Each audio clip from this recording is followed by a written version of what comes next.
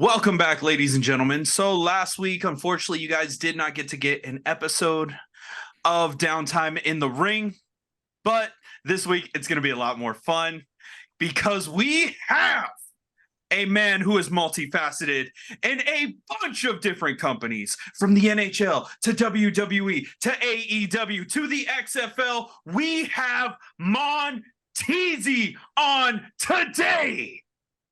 What is going on, brother? What is up, man? Brother, I am doing well, brother. You know something, brother? I'm doing quite well, man. I'm blessed. I'm happy to be here. I'm feeling good. Life's good. I have no complaints. Kids good. Health's getting better. I can't complain, man. And I'm glad to be on with you guys too. I've been looking forward to this. So thank you guys for inviting me on. Thank you for coming on, man. Thank you for taking the chance on us. So one thing I want to get off my chest is I was actually pretty nervous after we had agreed, to do this episode and everything, because I didn't know what your vibe was going to be. I watched, clips of TZ's Table and Swerve City, but I didn't know who you were going to be until a clip from the Sammy Guevara vlog came on, because I'm a big fan. I want to be part of the vlog crew one day. And you were so humble to be at Arthur Ashe. You were so grateful. You didn't try and take the spotlight from Sam Lee. You were asking people to subscribe, to give him the chance. And I was like, man, I can't wait. I cannot wait to meet this guy. This guy is super, super chill. Absolutely, man. That's the thing about it is that we're all people at the end of the day, And I think people kind of lose sight of that once they start becoming successful in certain ways, where they start losing grasp with the people. And I always try to call myself, like, not to take from the rap, like the people's champion of wrestling, of wrestling music, where I'm approachable. Anybody can hit me up, talk to me. I'm always going to be, always be grateful and humble for any opportunity, because Sammy didn't have to do that. Tony Khan didn't have to approve of that. And just for the fact of me having that opportunity to do that in New York in front of 10, 11,000 people, where I'm from in New York, my home city in Queens, I can't write a better story than that. But that also comes to being a good human being too. I mean, you're a person as I am, you know what I mean? There's no reason for anybody to act any big head or any different than anybody else, man. We're all human beings. We all bleed the same. We all eat the same. So it's just good to be a humble person, appreciative, and treat everybody. I always say, man, you got to treat the owner of the building like you treat the janitor of the building. They're all human beings at the end of the day. One might have more money than the other. One might be working for a 9 to 5 than the other person, but we're all human beings. So I'm always going to be that way, brother. So no matter what, you know what I mean? I'm always going to be professional, always going to be a good person. My family raised me that way, and I'm not going to stop those morals and code and ethics for anything, especially not in this business. Not happening. And what was it like? So you hear a lot of wrestlers say when they're first out there, their first time out there, the crowd, the lights, the spectacle of it all just hits them all at once, and that adrenaline rush starts happening. What was that like for you when you walked out with Sammy performing his theme? You know what's crazy? Like when we did the rehearsal, like when you saw in the vlog, we did the rehearsal. I was kind of like in tunnel vision. I didn't really process it, because it was just me rapping, and the loud arena, nobody was in there. So I just heard myself back, and I had the sound thing in my ears, and I'm like, oh wow, this is pretty cool. But I was down, and I was in the gorilla area. And right before we went up, I was speaking to Sammy, and I was getting mic'd up, and Swerve, Kenny Omega, Jericho, Aubrey Edwards, everybody was right there. And it started, and when I was getting mic'd up, it dawned on me, like, wow, I'm about to do this. It really hit me, because I was kind of in tunnel vision the whole day. I was real calm, cool, and collected. Wasn't really thinking about it too much until I went to get mic'd up. And then Chris Jericho came out first. And then when I saw when Sammy did the lighting jacket thing, I was like, oh my God, this is gonna happen. And it was cool because the way they did it, they didn't know nobody knew I was coming out, because you heard the music at first. You thought he was coming by himself. Then I just come out of nowhere. But when the producer tapped me, said, go ahead. And then I just started, I went into absolute tunnel vision. It went by so quick. You build up for these moments, and it goes by so fast that when I'm on stage rapping, I'm just in tunnel vision. Like I'm just trying. And the way the step is, the slope is like a slope on stage. So I'm trying not to fall, You know what I mean? Yeah. I'm just trying to be real cool, calm, and collected, not be too hyped to where I might fall or mess up. Nah, man, like it was a really great experience. It went by so fast. The crowd was pretty cool. Gave me claps after I did it. And then when I went back through the curtain, the first person that was there was Swerve. You know what I mean? The first person was like, "Yo, my brother, thank you, congratulations." You know what I mean? You did it. And that was just a wholesome moment, you know what I mean, for what me and him has been through over these years as a team and working together. And, that was a great moment. And it's funny, I go down, I'm back.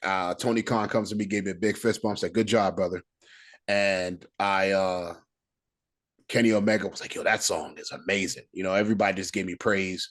And then Nick Jackson from the Young Bucks gave me a pound and said, "Great work, man. You did great." And just all the love that I received there was amazing to be able to do that. You know what I mean? I don't take none of that for granted. That was a great moment. You know what I mean? And I haven't watched it back yet. I haven't, because I didn't want to nitpick on my performance. So I just kind of haven't watched it. I kind of just been in a moment. I'll watch it back someday. But yeah, man, that was a great moment. It went by quick. So where did the friendship with you and Swerve start?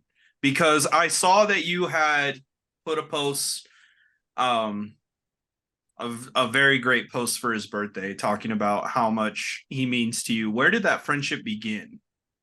Did that start strictly as business, or was that just friendship first? Oh, great question, man. I met him in 2015. We met in 2015. I was doing a theme song actually for another person, and we actually ended up being cool from that instance of meeting. So, but at the time, we kind of shook hands, took a picture, and we went our separate ways. But 2017 is when we started working together. We actually, I booked him for an interview on a podcast because I knew that he lived. He didn't live not too far from me.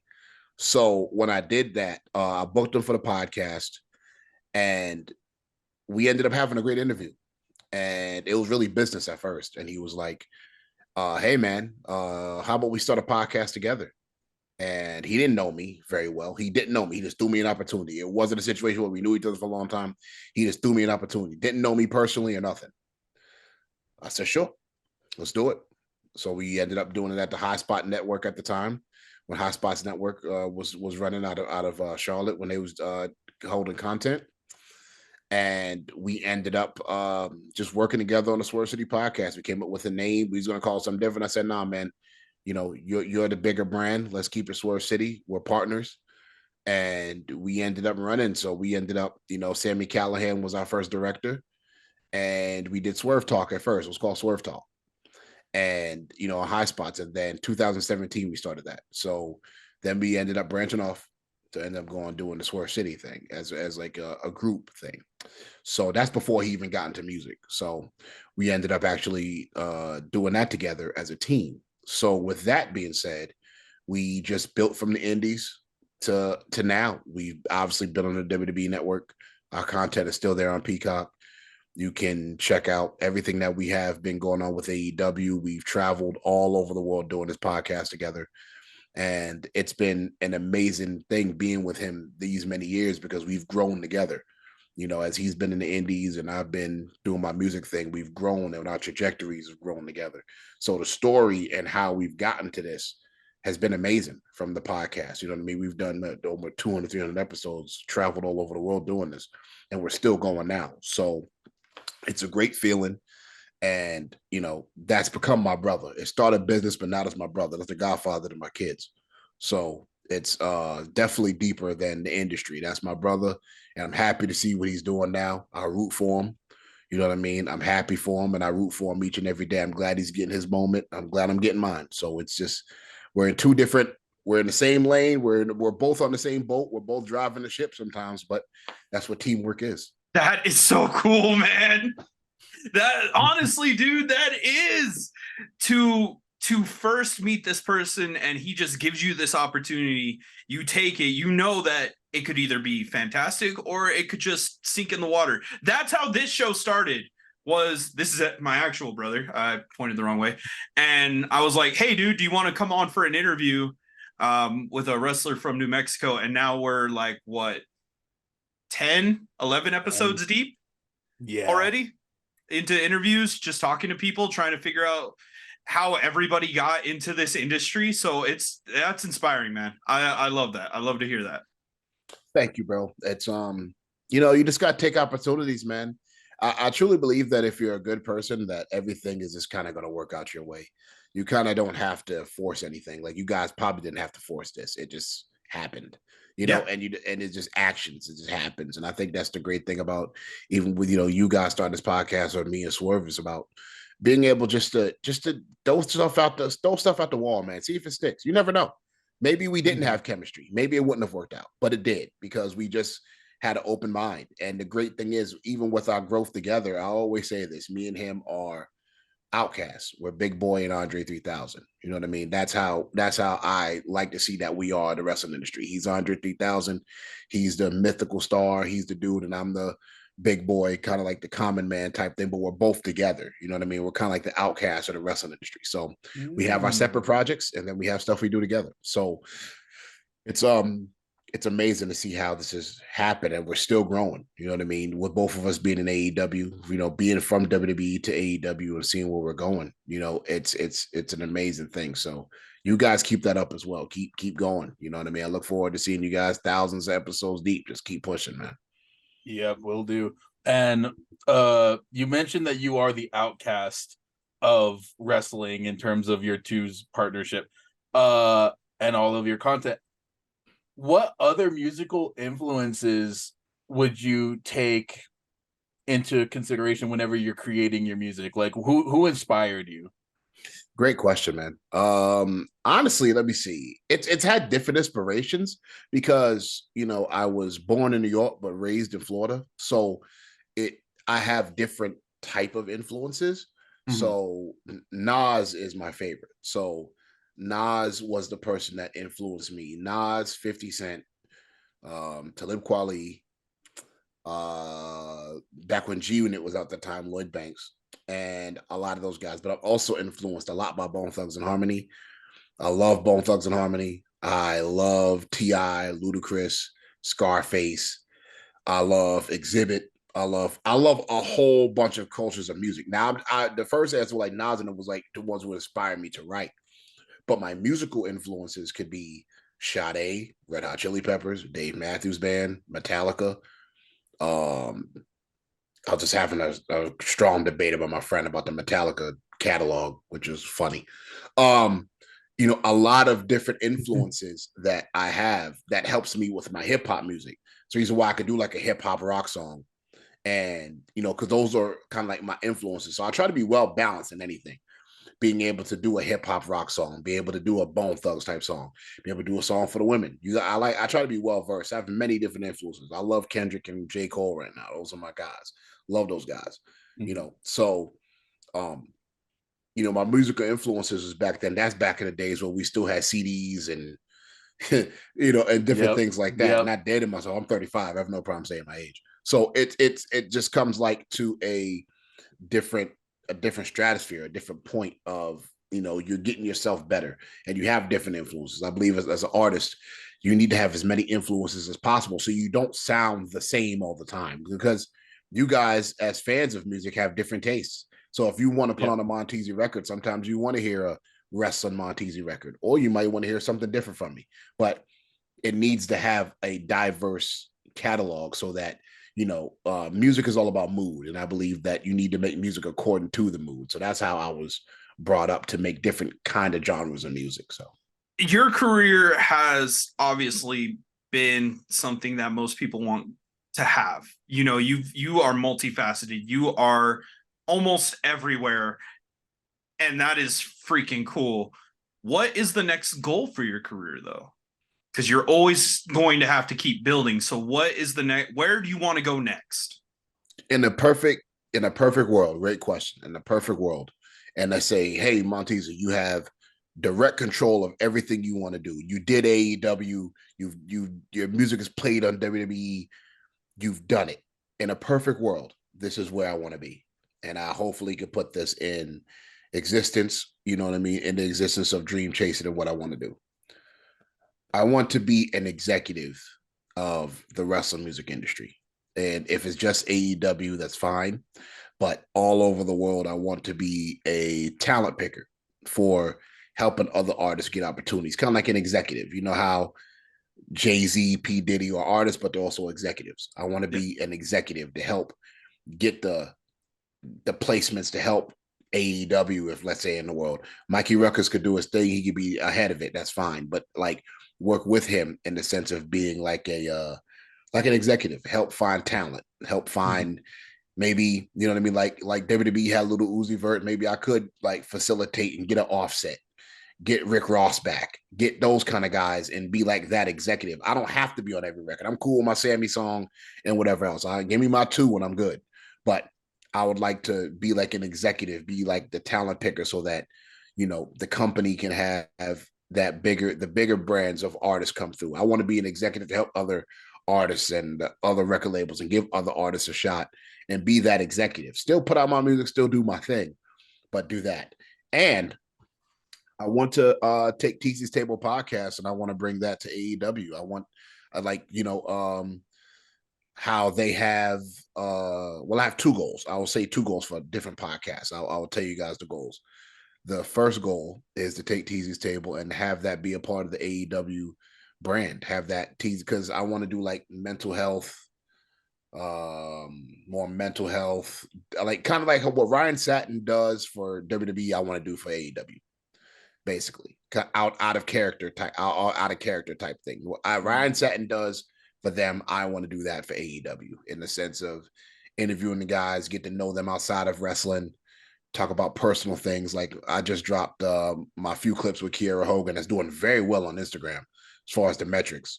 And we did a whole hour. My episode debuts next week on my YouTube channel, youtube.com / at Teasy's Table and teasy'stable.com. And I am talking to her. We went a whole hour and we didn't say anything about wrestling. So, and she really opened up about a lot. Now I know certain fans want to hear about that, but a lot of people don't know who these people are outside of it. So that is my dream scenario with moving up. Next thing I want to do, and I put this in existence too, I want Swerve City podcast with me and Swerve to be the new talk show for wrestling. I want that to be the new talk show where we have wrestlers on, and after Rampage ends at 10 o'clock, 10:30, Swerve City podcast comes on right after the show. And that's my overall goal with our podcast is become syndicated TV. Jay Leno has it, you know, or like that kind of show. You know what I mean? Where it's like a talk show. And we do the same thing when we're on the couch talking, but whether it's pre-recorded or it's live streamed, we right after on TNT, right after Rampage, Collision, or Dynamite ends, our podcast comes on after that. And it could be done in seasons. It don't have to be done the whole year. It could be like, you know, like 10 to 11 o'clock, you know what I mean? Or 10 to 10:30, however that is. I want to be able to take the Swerve City podcast and make that syndicated television because I feel like we're entertaining enough to have a guest in there and have a Chris Jericho sit on our couch and podcast with them for an hour. So we have syndicated television. You know what I mean? So that's what I would want to do. Anything in those relations to those 3. Those are my main goals in leveling up. Dude, that would be so cool to have Swerve City right after like Double or Nothing.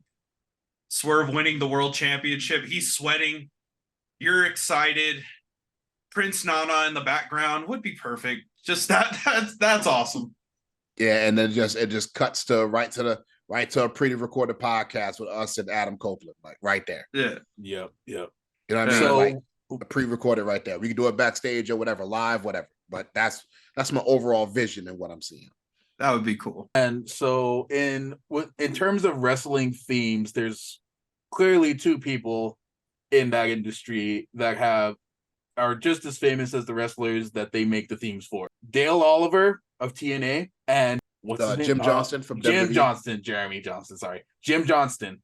Would you say that you would also like to aspire to be something on that level of composition making? Like now that you said, you have music with Swerve, but you also have a theme with Sammy Guevara. Is there any other themes that, and I'm not more of a AEW watcher per se. I'm a WWE guy. So my brother here is kind of introduced me more into the AEW stuff. But is there any other themes that maybe I'm just not like listening to that you have out on television currently right now? Right now, I did so to give you a branch of my AEW history. So to give you a branch of what my history is, I've done over almost close to 350 theme songs. So I've done when Big Swole was in AEW, I did Swole's. I did obviously Sammy's. I've done countless on Impact. I did Moose's. I did wow, man, my catalog is that long. I'm just gonna say the notable names that you would know Yeah. because it's been tons. So I did Swerves in 2017. I've done Shane Taylor's. I've now in ROH, I did Shane Taylor's. I've done Moose's when Moose that short time when Moose solo, I did Moose's solo. Then when Moose at that short time was with Austin Aries and Killer Cross, I did that group. I did them. I've done my God. I've done tons of them, man. Tons of I did ACH's. ACH when he was wrestling. I have over like 300 credited, man. And it's been 10 years. So February of next year will be 10 years. So I've been around a long time. So in the hip hop world, I would say I'm kind of like that at that level with that other guys you named. And the hip hop wrestle world, I'm there. Worldwide, I'm getting there. But as far as the hip hop side of things, I'm kind of at that level now. So it's just, man, the catalog runs so deep, man. It's been a long journey, brother. But yeah, you probably heard it. Like if you heard remember when you're a WWE guy, so remember when The Miz and Morrison was doing the rap thing? Oh yeah. Yeah, I co-wrote some of that. Oh, so, that's crazy. Yeah. That's crazy. Yeah. Okay. Yeah. You know, it's like they ain't gonna give you credit for another, but yeah, I'll say it. Behind the scenes, yeah, I did. I did some of the co-writing for some of that they were doing. It was funny to see on when it was live on YouTube and they dropped the music video and stuff. It was funny. That's awesome. I'm trying to wrap my head around this entire career that you've had because a lot of people a lot of fans of professional wrestling, they don't consider this. They don't consider the music side or the technical side or Titantrons or anything like that. And you guys don't typically get your flowers that much. Is AEW more of a home to you than WWE was? Great question. I'll be 100% transparent. The AEW feels more personable. AEW feels more personable. I enjoy both companies. I've enjoyed my time.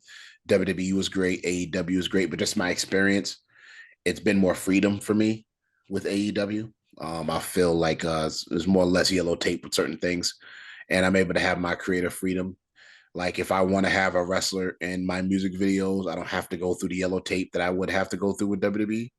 You know, WWE is kind of more stricter with certain things, which is I understand they're a huge brand and you know it's totally fine. It kind of depends on what their mood is, but with AEW, if I want to hit up Ortiz or you know I got a video coming out with Marina Shafir in it soon. I have one with Tasha Steelz, even though she's not AEW, but you know I'm able to have more freedom with the wrestlers in all my music videos that I do that I don't necessarily have to with WWE, but they've definitely treated me home. I love AEW. They've treated me, Tony Khan, I mean, Kenny Omega, everybody there, Chris Jericho, Sammy Guevara, Swerve, everybody's treated me like family. When I go there and I visit, it's all love. Everybody shakes my hand. Mark Henry's like a big brother to me. Love Mark Henry. Like That's so cool. That's an amazing thing. I feel like I'm kind of, and with the question that you asked that for, I kind of feel like that's why I want to get to the executive level because I feel like I want to be able to bring the fight and the notoriety for us to get our roses in that way. I feel like me, Josiah Williams, there's a couple people that are kind of like at the forefront, but we're kind of like at the infancy of, we're kind of like at the beginning of where wrestling hip hop's going to be in 20, 30 years. You know what I mean? We're kind of like the pioneers of it with AEW being 4 years old and independent artists taking this lane. So, you know, it's great to see But AEW has definitely been a home for me. I love it there. If something happens and WWE ends up doing something and they want to, work on something, there's nothing but love there. It's just like, as far as just me working and my freelance type of work, AEW has definitely been, you know what I mean? Definitely been home for me. Nothing but love for WWE. Nothing negative to say either way. I absolutely love both companies. But with the like working and how I work, AEW's been more freedom. So when you were taking your pictures, you took a picture at Arthur Ashe in front of the Acclaims Titantron. Did you help with their beat at all or anything like that? No. That was actually just going. They was testing out Titantrons while I was taking pictures. So they were testing out, like a lot of times in pre-production, they test out sounds and they just want to make sure the visuals, graphics look good. They do that before every show. So when that picture was taken, I was just standing in front of the Acclaim thing. But I want to give a shout out to Mass Caster, because what he does out there rapping is not easy. It's not easy to do that. Even though it might just sound like a minute of him doing it, he has to remember it. He has to, have the music in his ears and kind of have to focus on that. So me and Max had a really good conversation backstage after my performance about, I was asking him, I said, do you hear it in your headphones? Do you hear a delay, or do you hear? So I was asking him kind of questions after the performance, but he gave me a lot of great advice after that and gave me my props too. So shout out to Max. Shout out to the Acclaim, by the way, too. I definitely want to give him his shout out because he showed me a lot of love. So are you going to be, not necessarily like performing, but are you going to be at any other shows here in the near future for AEW? Yeah, I'll probably pull up. I always have an invitation to come. Shout out to Tony Khan. Hopefully they pick up this podcast and I can be an employee someday, God willing. If not, then I'm just gonna keep doing my Teasy's Table thing, the way I've been doing it. But but I always have a great invitation to those guys. They always show me love. I can always pull up to one of the shows. So I might end up going. I don't know if I'm going to Full Gear or not. I don't know yet. I do know, put this in existence, that when my bro does win the heavyweight championship someday, that whenever that match is, win or lose, I'm there. So that can be in damn Australia. I'm gonna find a way to get there. So, put that in existence for my bro to be the heavyweight champion someday for AEW. But I plan on coming. Every time I'm in Florida, so anytime they're around this area or Georgia, I always go. Or I have other obligations. Sometimes I just go to network. I'll pull up and go to New York or go to shows. I might go to the show in Minnesota. When they go to Minnesota, I might be there just to do some networking. And I got some music people that I can work with out there. So we'll see. We'll see. But yeah, I look forward to showing up again. I look forward to being around. He says it so easily. Like, I can go. Okay, that's the goal for us. That if later on we were picked up by one of them said companies, that is the goal, even if it was just for the podcast. Tony Khan, I want to be your Titantron video graphics guy. Montesi, your music guy, please. So yes, I want AEW to pick it up too, please. But he actually had a lyric. Chris actually had a lyric. Oh yeah, that threw him off. So can we please listen to it? So you got bars. I'm gonna give you that. You got bars, sir.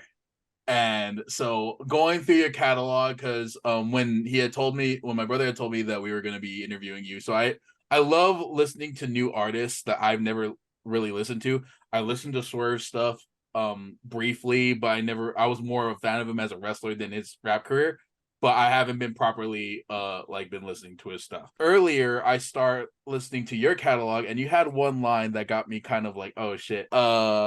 It was cheesy at the time. It was from the song Price Went Up with Swerve, B-Fab, Frank, Rick Latta, and it was, in science I stuck to the atom like Rob Schneider. In science, I was stuck to the atom like Rob Schneider. What's the bar after that? Oh, I forgot. In science, I was stuck to the atom like Rob Schneider, ready for the big show value of what a Paul White is. Yes. I was like, what? Yes. What? And then after that, you followed up with a Sony PlayStation scheme afterwards. And it was like, okay, this guy's got mad bars, much respect. But I want to know, like, outside of like wrestling, not a lot of rappers make wrestling references. Action Bronson being one of the very few I know that makes a lot of wrestling references in his music. So, like, how much of the pop culture in terms of what you grew up, you were a PlayStation kid in context of that song, weren't you? Yes, I was a PlayStation kid. Yes, I was. Yes, I. Okay. Hey, shout out to you, man, for listening, man. Yeah. My pen gets slept on because everybody had to wrestle stuff and they think I'm just body slam suplex all the time. But no, No, man. no. When I get to that kind of stuff, I really get to show my pen work, man. So I was kind of thinking like some entendres. I was like, huh, who's people that stick together? Well, Rob Snyder's always with Adam Sandler, no matter what. So I kind of thought about that, and then I was like, okay, how can I, if I'm ready for a big show, Paul White, put that together? So I always try to do like creative stuff like that to Mhm. just have, to kind of show my wittiness in my pen that I could really get down, you know what I mean, when the times that goes around. Because sometimes you get pigeonholed and the wrestling songs, they kind of you kind of write a certain way in wrestling music. So Mhm. it can kind of sound as anthemy. It doesn't, you're not supposed to get really too complex. But with the regular songs, I can really show, and it was crazy because I would have went off and just started rapping it, but I write so much I forgot. Like it's I'm in the Yeah, studio, yeah. so I'm in the studio tomorrow and Saturday. So I'm like, I'm always people got to refresh my memory sometimes. Like I do so much. So thank you, brother. Thank you for the Yeah, roses on that. and I I appreciate it. like doing a lot of like since in the town that we live in, there's a small local rapper scene, of course, local helping kids out just out of high school trying to figure out what they're wanting to do and stuff. So I'm always the guy they come to for music videos and stuff like that. So I always in certain facets, since I know kind of my own music, I know what I like musically, I kind of help advise, but I don't push on their creative process too often. So whenever I listen to your stuff, I take that uh same thing in mind, keep that same thing in mind. So I thought it was pretty dope. So Thank you, man. Thank you. I appreciate it, man. And I'm gonna keep going, man. There's a lot of different projects that I'm working on right now that the world is going to look forward to seeing happening. mhm. Oh man, I got so much happening. So I have a theme song for his name's Ryan Reeves. He plays for the Toronto Maple Leafs, Yeah. and he just signed with the Maple Leafs. So I just made a song for his company that'll be dropping next week. Hockey slash related to his beer company. So I got that coming. I just did the Big Three song for Michael Cooper's team in the Big Three. Shout out to Michael Cooper. I'm working on I have a video coming out soon with Tasha Steeles in it. Song dedicated to a lady. She came through and was in the video. Shout out to her. Tasha Steeles is in that video. I have a song, Meet and R&B legend, Music Soul Child, but he's um Ooh. he's coming with his rap gimmick, The Hustle. So me and him are gonna be doing a joint project together. So that's huge for me. We just did a video with Marina Shafir called Pressure. So that'll be out. We have oh man, me and Swerve and my man Anthony King. We are doing a group project called Emmett, which is we pick beats from the years like 2000 to 2010, and we're just rapping over them. We're doing like a mixtape, just give it for free to the people. So me, Swerve, King, we got a couple features on there. We got Nick Caution from the Flatbush Zombies on there. We got John Connor on there. John Matter Connor of is my fact, guy. me and John Connor are actually gonna start working on our second wrestling album together soon called War Two Wrestling Ambition Respect. We're actually working on part two. I think I'll give you guys the schools. I think the first single is going to be LA Night. I think that's going to be the first one. So, Nice. me and John Connor are going to start working on our second project. I have um, a greatest hits wrestling project that I'm dropping. Some of my greatest themes I've made over these 10 years. Shout out to DJ Silly, who's going to be doing the mixing. And then I got my guy, Christian, the guy who does the voice of NBA Jam. He's going to host it. Wow. Yeah. I'm That's giving you guys crazy. exclusive. I haven't said nothing to nobody, but you guys my people, so I'm just gonna say it. That's crazy. So my man from NBA Jam is going to be hosting it. He's doing like a host. I just got the audio back just now. That's wild to hear his voice. And yeah, so him from NBA Jam, he's going to be hosting my Greatest Hits project. Should be coming out November or February, depending on the situation. I got dropping more Teasy Stable content. Got a lot of guests coming up for that podcast. Worst City podcast still popping. So yeah, man, I'm busy, but I'm booked and busy, but that's the best way to be. So a lot of project. And I also have my solo project, Erica's Son 2. That's it's done, it's been done, but it's really no rush right now because I'm so busy.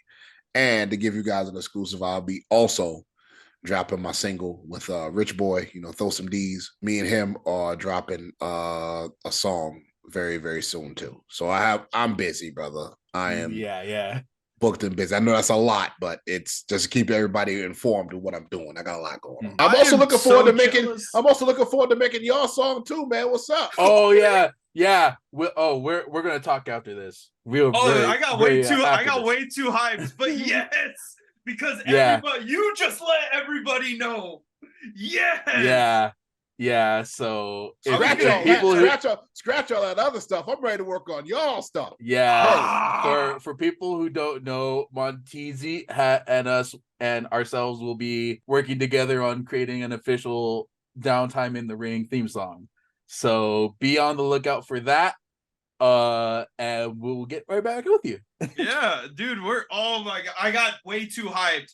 But you said it. I was going to hint at it and be like, yeah, we got a little project with Monteasy after this. But no, you just let it go. That's awesome, dude.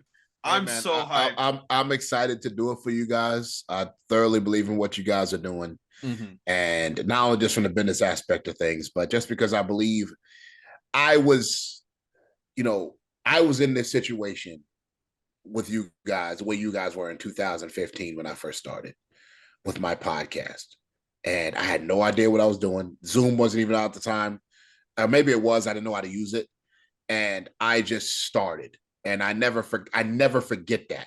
When you guys have great chemistry, you guys, like I tell you guys, not only care for each other, but you guys really feed off each other very well doing this interview. So I always remember these times when I was just getting started. You're passionate about wrestling. You have a great spirit. And I was just like everybody else. And I'm still like everybody else. I'm still humble to the core. Nothing's changed. But I just remember where I was at, and that's why I always try to give back, because I never forget that. And this podcast is going to do great because you guys have a great energy. You guys ask great questions, and you guys are able to open the door for entertainers, not only wrestlers, but entertainers in a way, just from the vibe of this interview. And you guys are really students of the game. So for me to be able to do this for you guys, I'm honored. I thank you guys for the opportunity.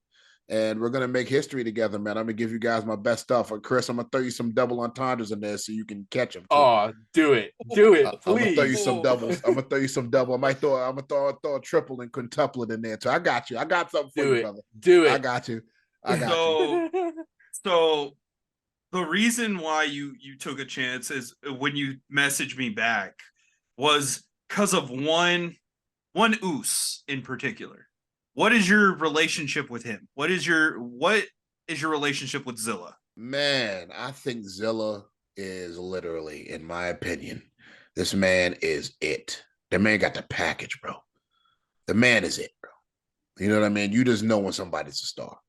Mm-hmm. And I think Zilla has what it takes. I think I met Zilla through a connection on Instagram. I just reached out to him, let him know who I was. And I was supposed to do a song for him, but it didn't work out at the time. He had a different vision. But we ended up being real cool. We talk on the phone. You know what I mean? We real cool. We talk about life and stuff, man. We have a really good friendship. You know what I mean? Where we talk all the time, and I do anything I can to help dude, because he's a good spirited brother. And you know when somebody's a star. He treats himself like a star, but he's very humble and he's very cool. He's very laid back. And I think the world of him. I think the world of Zilla. I think Zilla is an amazing brother. Where you guys based out of? So we're based out of New Mexico. Roswell, New Mexico. Oh, word. Yeah. Yeah. Oh yeah. So that's not too far from Texas, right? No, No, like 2 hours, 3 hours. 3 hours. Oh, okay. Okay, cool. So, but yeah, man. I went to Houston. I met him in person. Great brother, great personality, great dude. And I look forward to seeing what he does in the future, man. The guy is gonna be next. He's got next, man. He's got next. He stays focused and stay on the mission. He'll be right next to Roman sooner than later. So a little peek behind the curtain was he was by far, no, I can't say that. He is one of the toughest people to have had on this show. I mean, we ended up, I still message him from time to time. He's a great person, but when it first came out, when I asked him like, "Hey, do you want to be on this podcast?" He made us wait. He was like, "Hey, I want to see y'all's best." And so each episode, and we did this for about five weeks, was each episode had to be better. That's the only thing I kept in my head was each episode has to be better so that not only him but the rest of everybody listening will enjoy it. And finally, he was like, "Yeah, you know what? Let's collab. Let's work together. Let me come on the show." And we were worried about it. We were freaking out, man. We were scared. We were like, "Oh my god, this is Umaga's son. This is going to be insane." And we ended up laughing at the end of it. So it's cool to hear you say like, "Yeah, you keep in touch with him.